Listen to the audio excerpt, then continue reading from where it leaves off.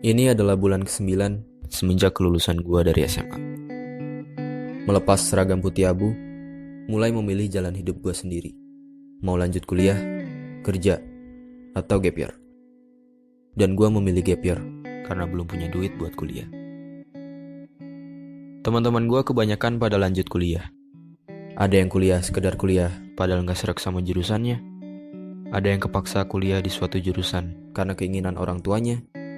Ada juga yang benar-benar tahu tujuan hidupnya kemana, berjuang mati-matian, dan sekarang berhasil masuk ke kampus impiannya. Sebagian teman gue yang lain ada yang milih kerja. Ada yang sekarang udah kerja di bank, tiap hari snapgramnya ngitungin duit orang. Ada yang gak sengaja ketemu di minimarket, rupanya sekarang dia jadi pelayan tokonya. Ada juga teman-teman gue yang memilih jadi abdi negara, dan sekarang kalau kemana-mana, mereka pakai seragam yang keren-keren. Sementara itu gue yang menunda kuliah di tengah jalan mulai berpikir, apakah gue gak sebaiknya nyari kerjaan tetap aja? Karena menunda kuliah ternyata gak semudah yang dibayangkan. Gue harus siap menerima paradigma orang-orang ketika menjawab pertanyaan, sekarang kuliah di mana? Gue juga harus siap menahan rasa kecewa ketika melihat orang-orang yang lebih berhasil daripada gue. Gue harus tetap optimis kalau gue bisa kuliah, walaupun kenyataannya keluarga gue lagi susah. Dan gue harus tetap belajar, walaupun rasanya gue mau nangis. Melihat kedua orang tua yang masih bekerja di usia senja, demi mewujudkan cita-cita anaknya. Akhirnya yang gue lakukan adalah belajar sambil kerja. Kerja apa aja yang gue bisa. Gue bisa ngedit video, gue manfaatin buat ikutan lomba-lomba video di internet. Gue bikin video-video pernikahan.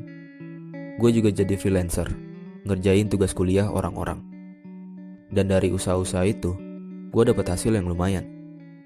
Ya, meskipun hasilnya gak pernah terkumpul buat biaya kuliah dan selalu habis buat kebutuhan rumah. Tapi gue bersyukur, seenggaknya letih yang orang tua gue rasakan, sekarang bebannya telah berkurang. Dan keringat yang bercucuran kini berganti dengan senyuman.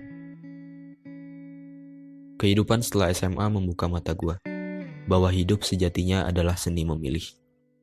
Memilih mana yang mendingan.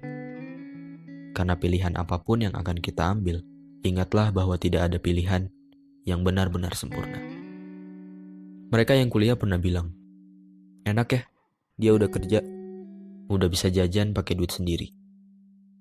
Mereka yang udah kerja juga pernah bilang, enak ya yang nunda kuliah, bisa nyantai-nyantai di rumah.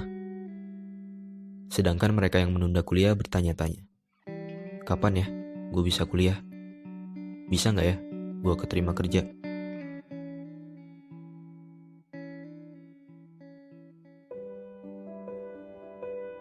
Untuk orang-orang yang sedang mengemban ilmu di bangku kuliah, sadarlah, banyak orang-orang yang tidak seberuntung kamu.